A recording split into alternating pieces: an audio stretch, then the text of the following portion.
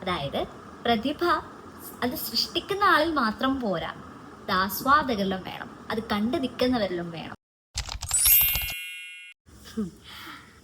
I don't know where to start, how to start, or I don't know what I have to do. But my instincts. That is, I have to do videos about the books I read, the philosophies I admire, the thoughts I carry around. So I just wanted to share that all with you. Let's start. Once upon a time, I started reading books in a younger age, but I hated English. എനിക്ക് English ഒട്ടും ഇഷ്ടമുണ്ടായിരുന്നില്ല. ഞാൻ 4ാം ക്ലാസ്സിലൊക്കെ പഠിക്കുമ്പോൾ 1ാം ക്ലാസ്സിൽ English text book എടുത്തിട്ട് എനിക്ക് പറഞ്ഞു തരും, ഇങ്ങനെ പഠിക്കുക അങ്ങനെ പഠിക്കുക എന്നൊക്കെ പറഞ്ഞിട്ട്. പക്ഷേ എന്നിട്ട് പോലും എനിക്ക് അങ്ങോട്ട് വശം വരുന്നുണ്ടായിരുന്നില്ല. ചേച്ചിയോട് ഇംഗ്ലീഷ് പഠിക്കാൻ വേണ്ടിയിട്ട് അമ്മയും ചേച്ചിയും കൂടെ ഇംഗ്ലീഷ് സംസാരിക്കും വീട്ടിൽ.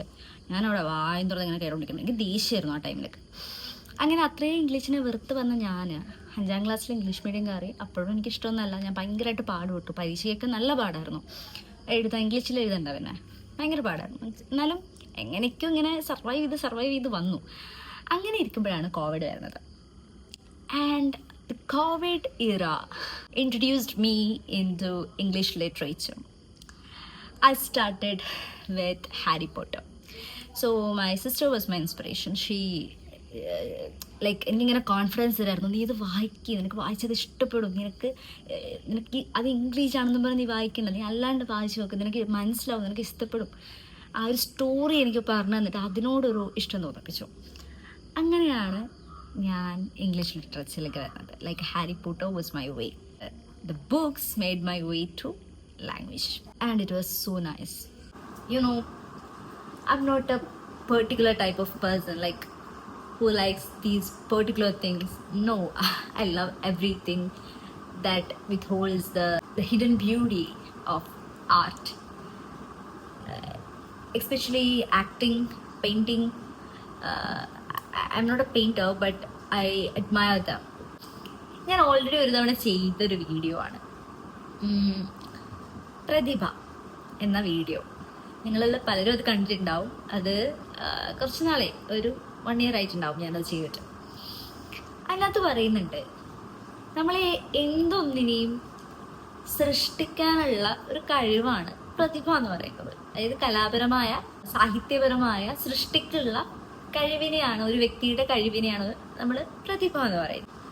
ഞാൻ അന്ന് മലയാളം ക്ലാസ്സിലിരുന്നപ്പോൾ കിട്ടിയൊരു ഇൻസൈറ്റ് ആണ്. അതിനകത്ത് ഒരു കഥാകൃത്ത് പറയുന്നുണ്ട്, പ്രതിഭ സൃഷ്ടാവിൽ മാത്രം പോരാ, ആസ്വാദകരിലും വേണം എന്നുള്ളത്.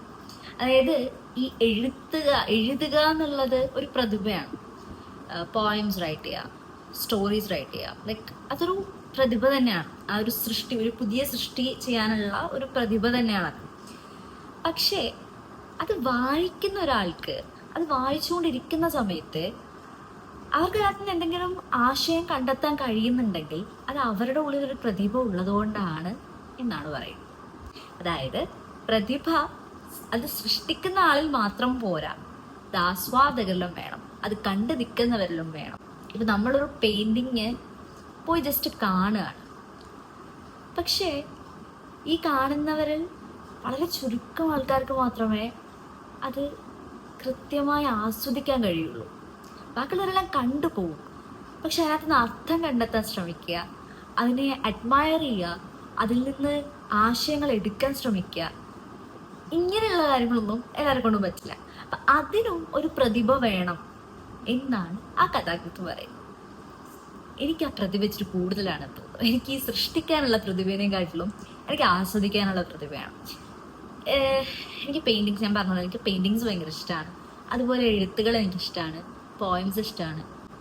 And I would like to share that my viewpoints with you through these videos. So today it's all over. Thank you for watching. Bye bye.